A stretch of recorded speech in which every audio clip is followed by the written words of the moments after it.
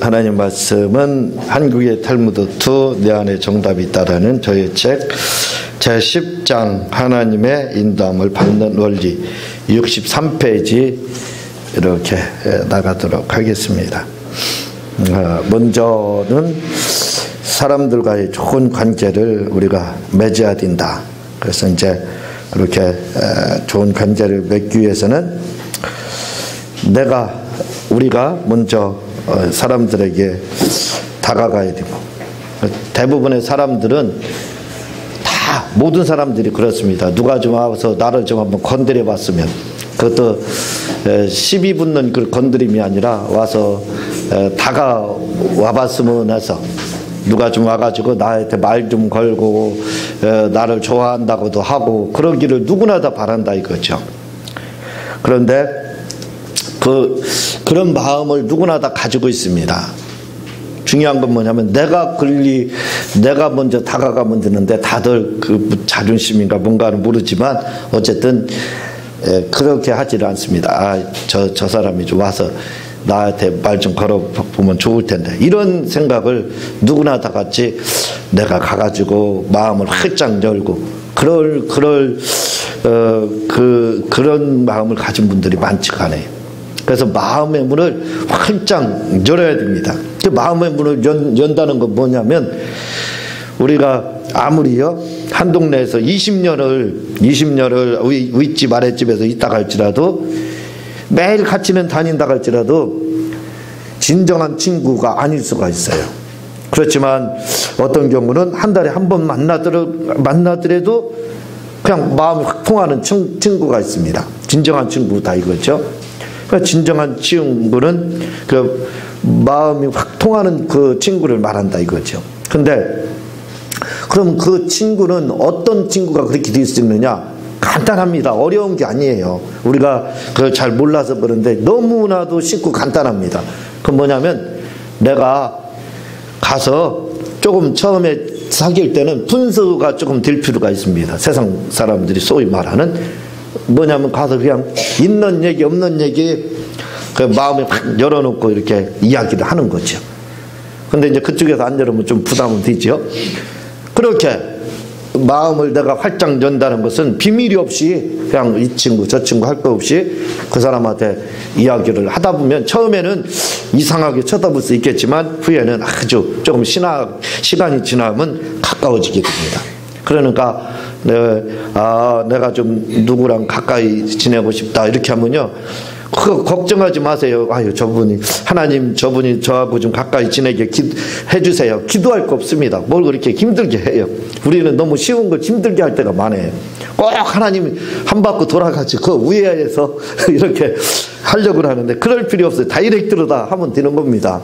그건 뭐냐면, 내가 그냥 가가지고 마음 활짝 열고 이야기를 하다 보면 그쪽에서도 내가 활짝 자꾸 열으면 그쪽에서도 이제 열게 돼 있는 거예요. 그러면 아주 이제 가까운 친구가 되는, 친구는 그렇게 사귀는 거예요. 그러니까 사람들이 친구 사귈지를 사실은 몰라요. 대부분 모릅니다. 둘 다 무뚝뚝하게 가만히 서로 있어 봐요. 꼭 화난 줄 압니다. 그러고 집에 가서는 뭐예요? 저 사람이 나를 싫어하나 보다 이렇게 생각해. 왜냐하면 말이 없으면 서로 오해한다고 그랬잖아요. 자기는 다른 생각 때문에 말이 없는데, 말이 없으면요, 서로 있으면서 말 없으면요, 나를 속으로 싫어하나 보다. 그 사람은 다른 문제 때문에 말이 없는데 그렇게 오해한다는 거예요. 그래서 가까이 지내려면 무조건 이렇게 우리가 내가 먼저 마음의 문을 열고 한 발 다가가서 이야기 나누고, 그렇게 뭐 좀 분수 같다 소리 들으면 어떻습니까? 그러다 보면 가까운 사이가 되는 거예요. 근데 이제 한쪽에서 마음을 열지를 못하게 되면 그런 가까운 사이가 되지를 못해요. 한쪽에서 마음을 열게 되면 그쪽도 이제 마음의 문을 열게 되면 좋은 관계가 되는 겁니다. 그래서 친구는 바로 이제 그렇게 되는 거예요. 마음을 열을 때. 그 여는 방법이 이제 나이가 같으면 말 놓으면 되는 거예요. 말 놓고. 그리고 이제 나이가 안 같더라도 말 놓는 방법이 있습니다. 그것은 뭐냐면 언니나 동생이나 형이나 동생 뭐 이렇게 되면 나이가 안 같더라도 말을 탁 놓을 수가 있어요. 그러면 아주 좋은 관계, 이렇게 좋은 친구를 여러분들 지인들을 이렇게 주위에 둘 수가 있는 겁니다. 결국은 나 하기에 달려 있는 거예요. 대부분은 우리가 그걸 못해서 친구가 없다 이거죠. 요즘에 흉악범죄들, 이런 범죄들을 저지르는 그 사람들이 다 외톨이잖아요. 외톨이. 왜냐하면 친구 사귀는 방법을 몰라서 그래요. 그것도 배워야 되는 겁니다. 사실은 부모님들이 친구 사귀는 것도 사실은 가르쳐줄 필요가 있죠. 그래서 이런 걸 뭐하러 책에다 썼습니까? 몰라서 못 가르칠 때도 있다니까요. 그래서 제가 이렇게 책으로까지 써서 좋은 사람들과의 관계를 갖는 그 방법에 대해서 이렇게 말을 하고 있는 겁니다. 오늘은 그 동행이요, 하나님의 인도함을 받는, 하나님 어떻게 하나님께 인도함을 받느냐 이거죠. 그 사람들은 하나님 인도함을 받아야 된다 그러면 예언 드려야지. 그래 막 예언자 찾아다니고 헤맵니다. 그런 분들이 얼마나 많은지 몰라요. 근데 사실은 예언자들 찾아다니고 하면 인생에 헤매게 돼 있어요. 왠 줄 아세요? 예언은 50%라는 겁니다. 50%는 날씨를 누구나 다 예측할 수 있어요. 뭘로 다요? 내일은 그 비가 올지 안 올지 저는 50%는 비 올 수가 있고 50%는 안 올 수가 있습니다. 그럼 맞히는 거예요. 그러면요. 예언이라는 게 바로 그런 거예요. 구약적 예언은 쩍쩍하고 맞히는 거지만 신학적 예언은 그게 아닙니다. 말씀이거든요. 그래서 우리가 예언자들을 우리가 예언 집회를 오래 해서 알아요. 저는 참 그 하면서 죄송한 마음을 많이 가졌지만 많이 그렇게 쫓아다녀서 예언 듣고 이렇게 해서 귀가 쫑긋해가지고 토끼귀처럼 해서 하나님의 누구를 통해서 듣고 또 이렇게 들으려고 그거 굉장히 어려워요. 사실은요. 그런 인도함을 받는 게 얼마나 힘든 줄 아세요? 마치 뭐 같으냐면요, 안 믿는 사람들은 점쟁이 쫓아다니면서 운명을 이렇게 점쳐지는 그거 쫓아다니면서 무슨 일 있을 때마다 얼마나 어렵습니까? 이제 바꿔서 그거랑은 좀 차원이 다르지만 예언자들 쫓아다니면서 그렇게 하고 막 하나님의 음성 듣는 거 절대 저는 나쁘게 부정적으로 절대 생각하지 않아요. 가끔 들으면 얼마나 힘이 드는지 몰라요. 근데 너무 막 거기에 심취해 있으면 그것도 우리가 좀 조심할 필요는 있다 이거지. 그렇게 인도 안 받는 거 사실 힘들어요. 저는 그랬잖아요. 말씀드린 적이 여러 번 있는데 하나님이 자꾸 말씀하시려면 말씀하지 마세요. 나 힘듭니다. 나는 하나님의 음성을 듣기를 원치 않는다고 자꾸 그러잖아요. 나 하나님 음성 자꾸 듣는 거 싫습니다 그래요. 듣는 걸 하나님이 자꾸 말씀해 주시려면 저는 말 못하게 해요. 그만하세요. 그게 얼마나 힘든지 아세요? 하나님이 자꾸 뭐 하는데 콩나라 판나라 해봐요. 이게 완전히 노부트죠. 이게 얼마나 힘든 삶입니까? 피곤하고. 난 조금 쉬고 싶은데 야 일어나 저기 신방 가든지 누구 가서 기도해줘. 그거 얼마나 힘들겠어요. 새벽 3시 정도 돼서 곤하게 자는데 일어나라 해가지고 어디 가서 뭐 하라고 시켜봐요. 그거 참 고단합니다. 나는 그거 싫어요. 그렇게 인도함 받는 거 싫어요. 그래서 하나님께 저는 말씀하지 말라고 하셔요. 그런 말씀을 하지 말라고. 저에게 영감으로 말씀하시려면 우리는 영감으로 교통합시다 이렇게 이야기해요. 음성으로는 하지 말라고 그래. 그게 얼마나 힘든지 몰라요. 그런 삶을 살면 너무나도 고통스럽습니다. 그래서 구약의 선지자들이 참 힘들게 살았잖아요. 이사야 같은 경우는 야 너 좀 옷 좀 벗고 예언을 해서 옷 벗고 예언하기도 했지 않습니까? 이게 얼마나 보통 사람 할 수 있는 일이에요. 아마 속으로는 그렇게 생각했을지도 몰라요. 차라리 그냥 예언자 안 되고 편안하게 지냈으면 속도 편하겠다. 그렇게 생각할지도 몰라요. 그래서 뭐든지 우리가 도가 지나치면 안 돼요. 적당한 선이 뭐든지 좋습니다. 하나님의 음성을 듣는 것도 적당하게, 또 예언 이런 거 그거 다 부인하는 거 아니에요. 다 인정을 하거든요. 근데 적당은 그 적당선을 넘어갑니다. 그게 문제라는 거죠. 모든 면에서. 그래서 적당하게 여러분들이 그런 것도 필요는 합니다. 그렇지만 너무 거기에 심취해 있으면 저를 통해서 볼 때는 그렇게 좋지는 않더라. 이렇게 저를 중심으로 해서 말씀을 드리는 거예요. 항상 저는 저 중심으로 하는 거예요. 어쩔 수 없지 않습니까? 그렇잖아요. 자, 그렇게 하나님의 인도함을 받는 방법도 있고, 또 한 가지는 제가 나는 기둥답 100% 받고 있다라는 책에서 동행의 원리, 그 핵심 이렇게 하거든요. 그 동행의 원리를 저는 굉장히 중요하게 여깁니다. 그 동행의 원리가 뭐냐고 이렇게 할 때 제가 여기서 막 설명드리려면 힘들어요. 그렇죠? 그 책을 한번 보시면 되는데, 보통 하나님과 동행하는 방법 이야기하면, 우리나라로 하면 하나님과 일직선선에서요, 이렇게 하나님과 똑같이 발 맞춰서 이렇게 가야 된다. 이게 동행인 줄 알고 있어요. 그래서 하나님과 동행, 하나님과 함께 하는 거, 함께 하시 뭐냐? 동행하는 게 뭐냐? 같이 가는 거다. 이렇게 같이, 발을 같이 군대식으로 똑같이 이렇게 가는 것이 동행이다. 이렇게 이야기하는데, 성경은 그렇게 말하지 않습니다. 동행에 대해서 성경은 그렇게 말씀하지 않고, 요한복음 10장 3절이면 자기 양을 다 내놓은 후에 앞서가면 양들이 그의 음성을 아는 거로 따라오되, 이렇게 말을 하고 있어요. 그러니까 우리가 생각하기에 동행하면 같이 가는 걸로 하는데, 성경은 동행에 대해서 뭐라고 이야기하냐면 같이 가는 게 아니라는 거예요. 주님 뒤만 쫓아가는 겁니다. 그래서 이 표현, 어떤 사람은 제가 뒤통수라고 이렇게 이야기하는가, 아유 어떻게 이런 말을 다 쓸 수가 있습니까? 그래, 제가 무식해서 썼습니다. 그러나 금방 알아듣잖아요. 어렵게 돌려서 이야기를 하게 되면 때로는 직설적 표현이 빨리 이해를 됩니다. 조금 지적 수준은 떨어진다 소리는 들을 수 있어도 그 아주 금방 이해를 할 수, 이게 무슨 말인가 금방 알잖아요. 주님 뒤통수 쫓아보는 거, 그거 말하는구나. 그러면 요한복음 10장 3, 4절 말씀이 딱 벌써 되는 겁니다. 이해가. 그냥 제가 이걸 돌려가지고 주님 뒤에 이렇게 쫓아가는 거다 하면 좀 그거 맞기는 맞지만, 그 표현이 맞지만 쉽게 못 알아들을 수가 있어요. 그러나 당신 뒤통수 쫓아보고 뒤통수 보면서 쫓아가면 돼요 하면 못 알아들을 사람 누가 있어요? 그렇죠? 이 말이 뒤에 쫓아가면 되는 거구나. 그렇게 금방 이해가 된다 이거죠. 그래서 우리가 하나님과 동행할 때는 동행하는 방법이 한 가지가 뭐냐면, 이렇게 성경에서 말하는 것처럼 그냥 주님 뒤만 쫓아가는 겁니다. 내가 서두르지 말자 이거죠. 내가 앞서가지 않으면 된다 이거예요.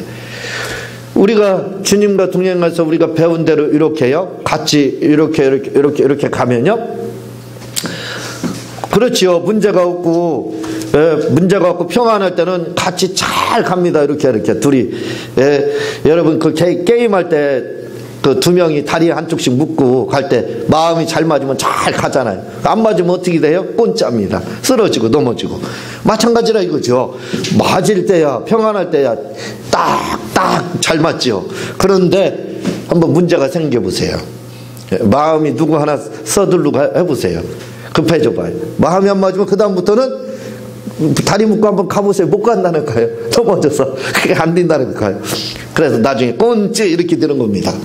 마찬가지라 이거죠. 우리가 하나님과 동행하는 데 있어서 평안할 때야 다리가 잘 맞죠. 이렇게 펄쩍 잘 뛰지요. 잘 돼요. 그러나 문제 하나가 탁 와서 마귀나 사단이 탁 건드려 보세요. 그때는 어떻게 됩니까? 마음이 급해져요. 주님 왜 이렇게 늦으세요? 주님, 주님 그렇게 하면 안 됩니다. 가르치기 시작합니다. 이렇게. 그래서요, 이렇게 말씀드리니까 떠오르는 게 있어요. 요즘에는 성도들 중에 집사 목사님이 있다는 거예요. 무슨 말씀이냐면, 개척교회 어느 목사님이 아주 힘들어 하셔요. 전화가 와가지고 뭐라고 상담하냐면, 누가 이렇게 오셨는데 와가지고 기도는 목사님 이렇게 해야 됩니다. 말씀은 이렇게 해야 됩니다. 가르쳐서 죽겠다는 거예요. 어떻게 해야 되냐고. 그래서 목사님, 요즘에는 집사 목사님들이 있으니까 잘 배우세요. 그렇게 했습니다. 그러니까 이 서둘러서 가게 되면 한쪽에서 서둘러서 이쪽에서 내가 서둘러요. 주님은 항상 보폭이 정해져 있어요. 이렇게. 근데 내가 이제 서두르게 되면 그때부터는 이제 볼 거 없습니다. 주님 뭐 하세요? 그렇게 되는 거예요. 왜 이렇게 늦으시냐고. 그러다가 이제 자기가 일 다 벌리죠. 일 벌린다는 건 뭐예요? 망한다 그 뜻입니다. 이제 실패한다 이 말이에요. 그러고 나서 뒤돌아보면 주님이 저 뒤에 있는 거예요. 그때 이제 우리가 회개라는 걸 그때 하는 겁니다. 잘못했습니다 하고. 그런데 성경에서 요한복음 10장에서 말하는 그 동행은요, 주님 이렇게 되는 겁니다. 부푸그 같아 주님 뒤에서 이렇게 뒤통수 이렇게. 그런데 이렇게 가게 되면요, 아 이게 무슨 동행입니까? 그렇게 할 거예요. 근데 문제가 딱 생겨요. 평상시에는 이렇게 쫓아가다 그래서 내가 답답하다, 내가 좀 빨리 가야 되겠다, 딱 가봤자 딱 일직선 뛰는 거예요. 제대로 동행하는 겁니다. 문제가 생기면. 그러니까 결국은 그 사람은 실패하지 않는다 이거죠. 그래서 이 동행의 원리가 굉장히 중요한 겁니다. 우리가 성경적으로 동행을 하죠. 그래서 하나님의 인도함을 받는 방법 한 가지가 뭐냐? 바로 그겁니다. 성경에서 말하는 동행, 함께 하심을 배우자. 우리가 잘못 배웠습니다. 지금까지 동행에 대해서.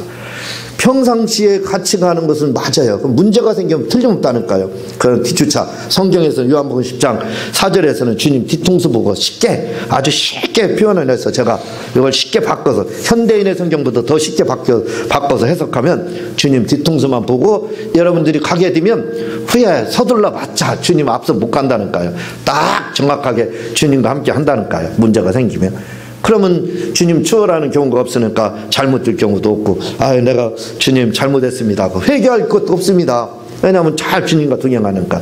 그래서 우리가 이렇게 성경에서 말하는 그러한 동행하는 방법을 알고 그렇게 동행을 하셔야 됩니다. 그러면 절대로 앞으로는 주님보다 서두르지 마세요. 뒤통수 바라보고 가다 보면요 틀림없습니다. 그러면 처음에는 그렇게 주님 뒤통수 바라보고 가게 되면요, 이 앞에 갔던 사람들이 얼마나 조수를 하고 비웃고 그러는지 몰라요. 아이고 저거 봐라 캄캄하다 그럽니다. 그런데 이 상태로 계속 몇십 년을 가게 되면요, 그 사람들은 평상시에 이렇게 하다가 앞서간다는 건 나중에 뒤져요. 이 주님 쫓아가는 사람, 주님 뒤통수 쫓아가는 사람에 훨씬 뒤지게 됩니다. 나중에는 못 쫓아와요. 그 이해가 안 되죠? 못 쫓아옵니다.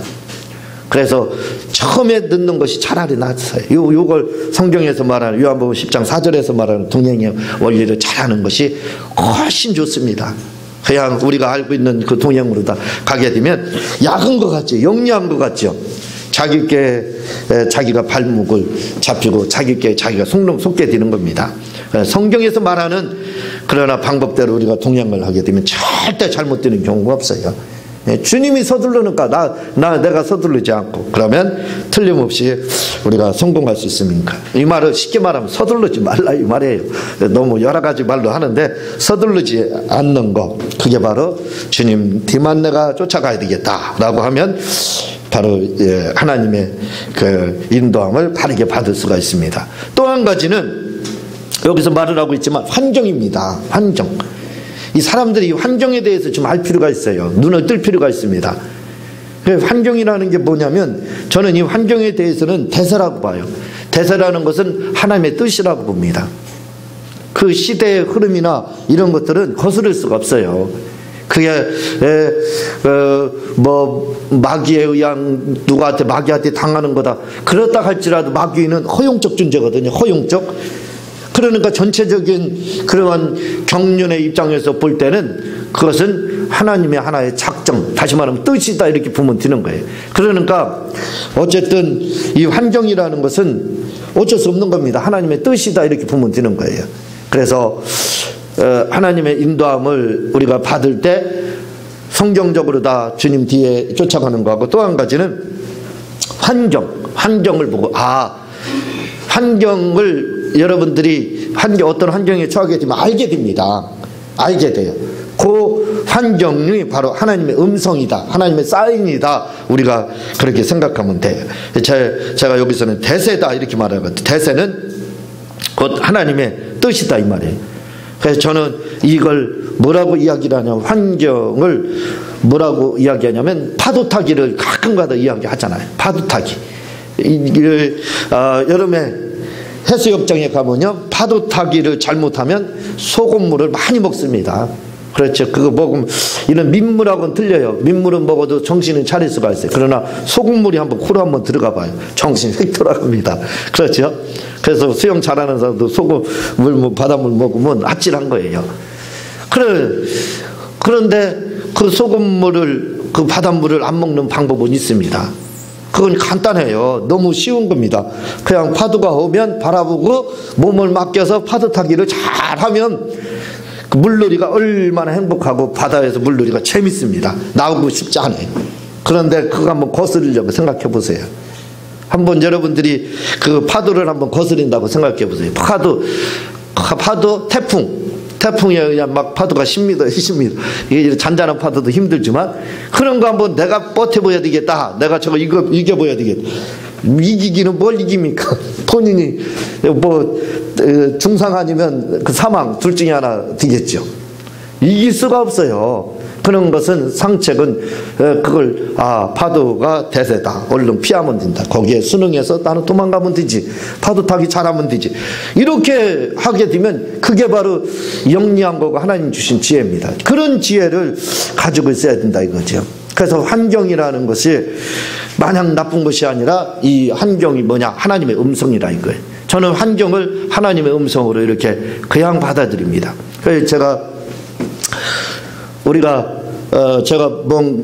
잘못해가지고 6천만 원 이렇게 날렸다 그랬죠. 그래서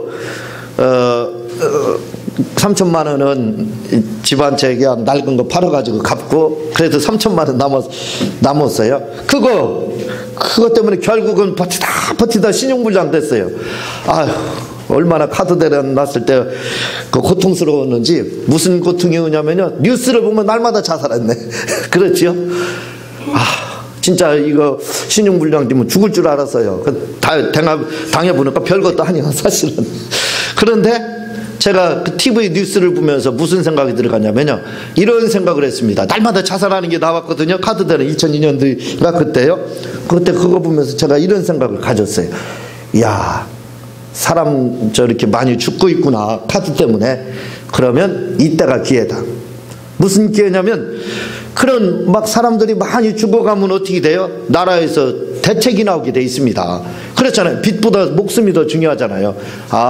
대책이 나올 거다. 그래서 그걸 기다렸습니다. 대책이 나오기를 기다렸어요. 이건 하나님이 나에게 기회를 주는 거다. 나에게 신용불량 되게 하는 기회를 주시는 거구나 하고 기다렸습니다. 오히려 보고 그 뉴스를 보면서 처음엔 당황했지만 나중에는 요게 나도 적당한 선에서 신용불량이 되면 문제가 생기지 않겠구나, 전혀 해가 없겠구나. 그래서 그때 막 하니까 이제 국가에서 여러 가지 이제 대책들이 나오고 그랬죠. 그래서 그때 바로 신용불량 딱 됐습니다. 저도 그때 파도 타기를 잘했어요. 그리고 나서 그걸 그냥 갚으려고 하면 제가 그걸 갚을 수 있겠습니까? 무슨 돈으로요? 근데 결국 한 7년 후 정도에 그 돈을 다 갚았어요. 일시불로 싹 갚았습니다. 일시불로 갚는데 여러분, 그럼 3천만 원을 다 갚았겠네요. 여러분, 이 대책이라는 게 있어요. 다 온 국민이 신용불량 되면요 또 큰일 납니다. 이 국가 부도나는 거예요. 지금 가계부채 1,000조가 넘죠. 이거 심각한, 이게 조금 더 가면 큰 문제가 돼요. 이게 우리나라 불황의 원인이 됩니다. 이제 10년, 20년 장기 불황이 돼요. 이게요. 이게 큰 거시경제가 죽고 그러는 거거든요.